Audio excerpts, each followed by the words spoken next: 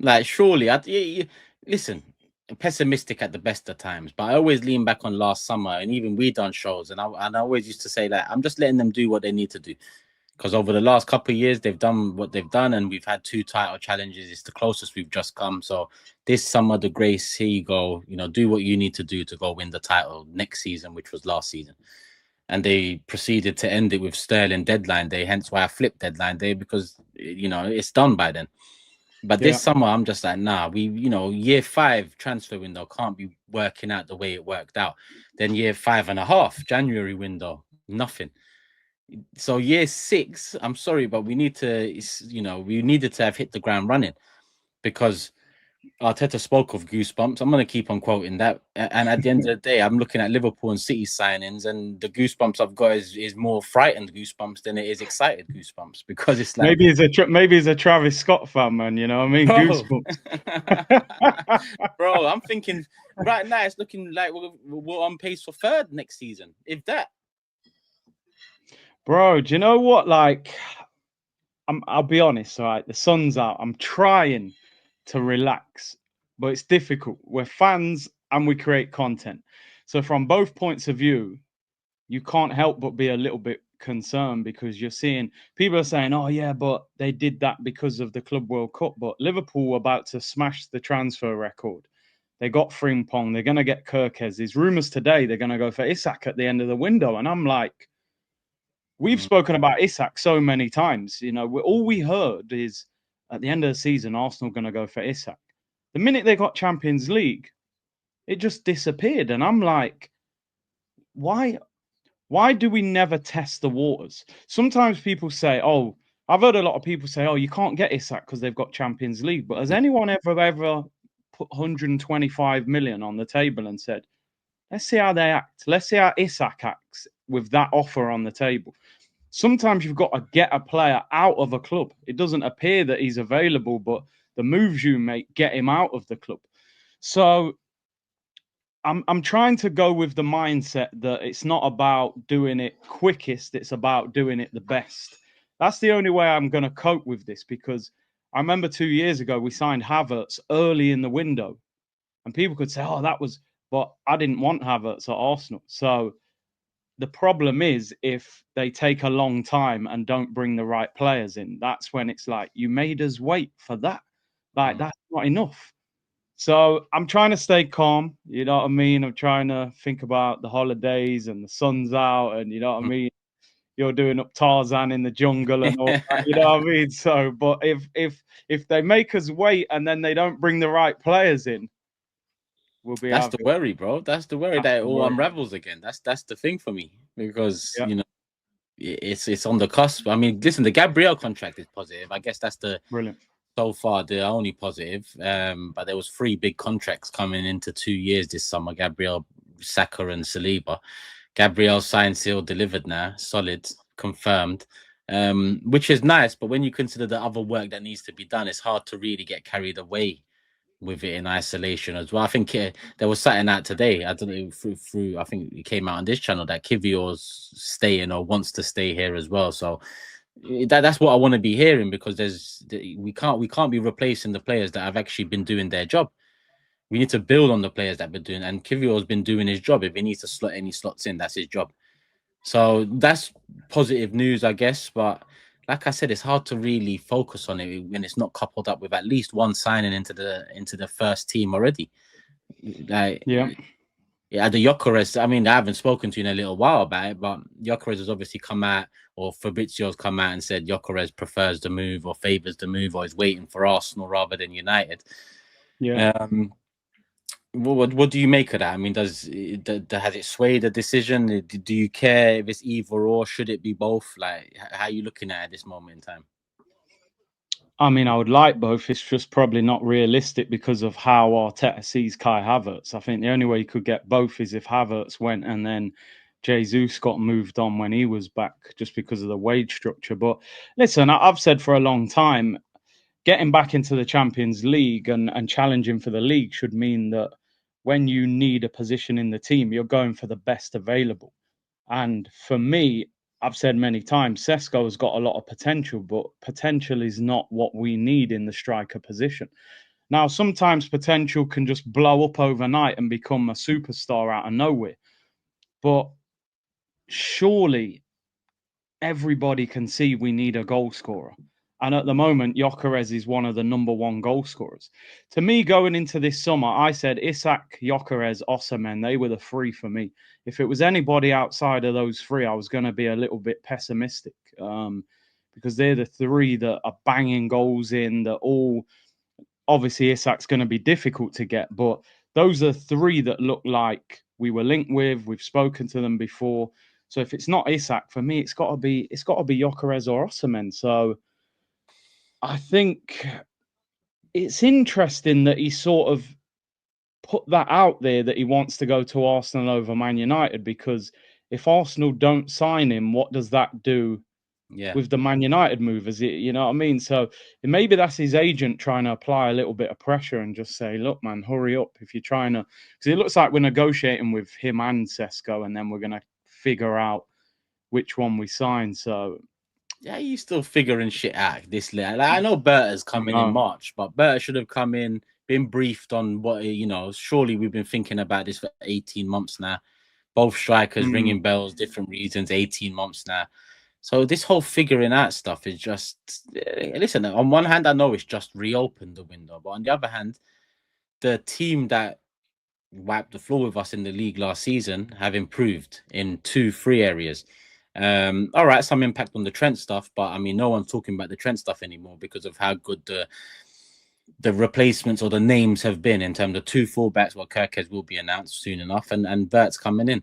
And then you look at City, you have the best manager around. Like, let's be real, I know Enrique is shot up in the last year, and you know he's done his dirt previously as well, and so on. But Guardiola is this generation's greatest, if not the greatest of all time, many say. So when you look at the signings they've made, oh, does Shirky fit there? Guardiola makes things work because Haaland wasn't the right fit for Man City at that time. But guess what? They went on and won a treble. You know, so even all this fit stuff for me, when people talk about fit, people then think I don't like Sesko. I don't mind Sesko. I don't really know enough about him or Gyökeres to be wholeheartedly telling people like this, that. I just need a goal scorer at this club, and one is more of a goal scorer than the other. And if both are available to come and we can do that, then even better. Maybe that is the goosebumps we speak about.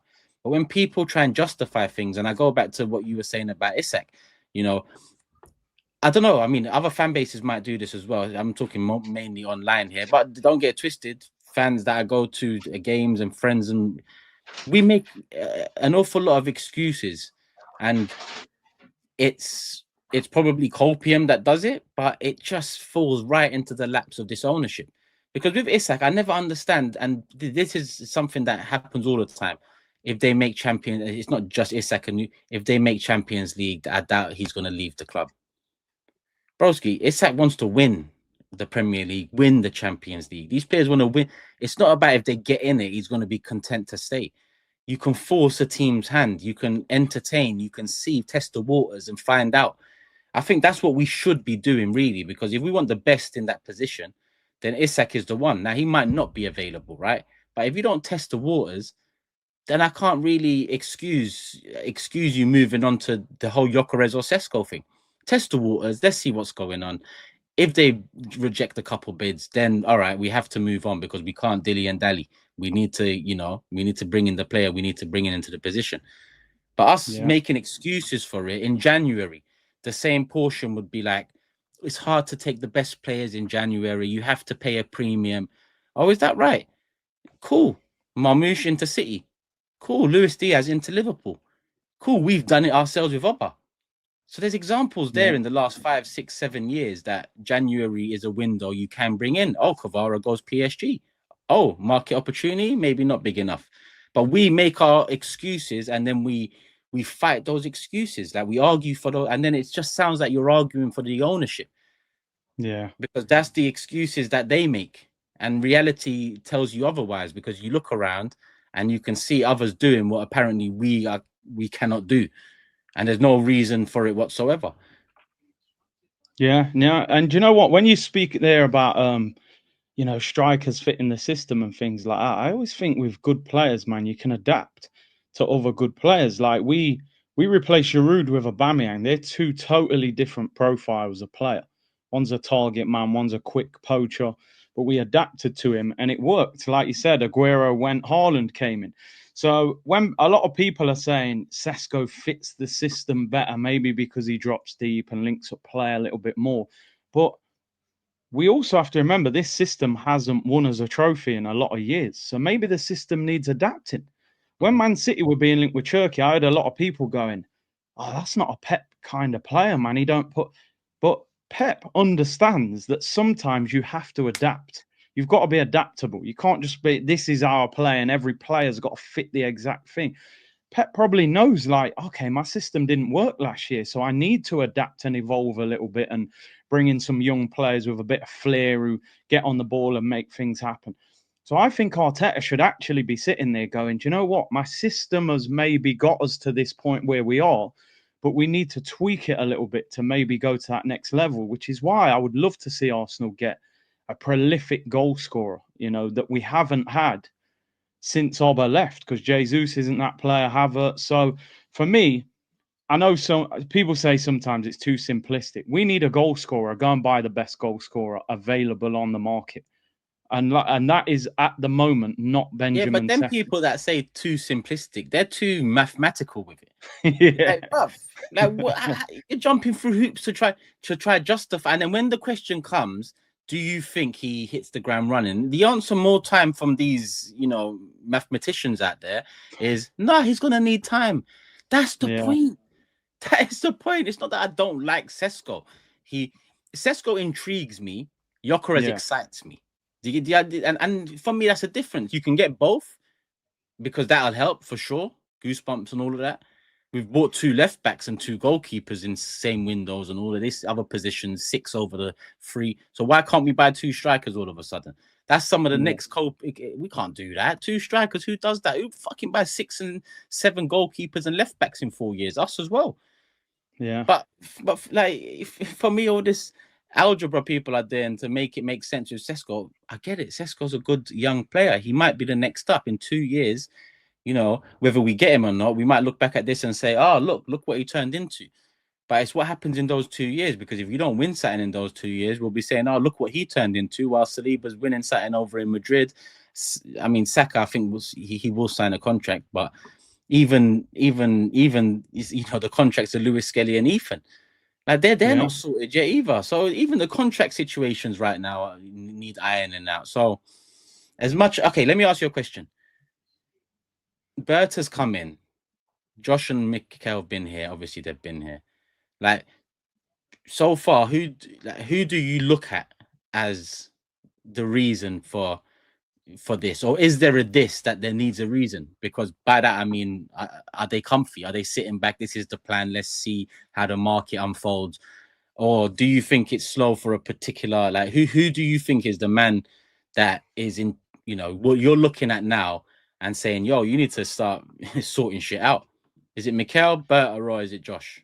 Do you know what? I think it's a collective, bro, because I think when you look at it, Berta has walked in and we've had to negotiate Gabriel. We still haven't got Saliba signed. We still haven't got Saka signed. They're big issues if we don't get them sorted. Do you know what I mean? That's some of our main players. You've then got the Partey situation, which, as we've spoken about already, that doesn't look certain. Then you're asking him to go and sign maybe 5 or 6 players. We've also heard that he has this thing of like negotiating maybe 2 or 3 players in each position. So can you imagine how much work Berta's doing on a daily basis? Like, Sesko, okay, they've said this today. Gyökeres has said this. Oh, yeah, I've had a word with Saliba about his contract. We're talking to this. He's probably doing so much at once, but you would have expected a lot of this to have been done before he even came in. I think ultimately for me, Turkish, everything goes to the ownership at the end of the day. They have to be the biggest culprits because they own the whole football club.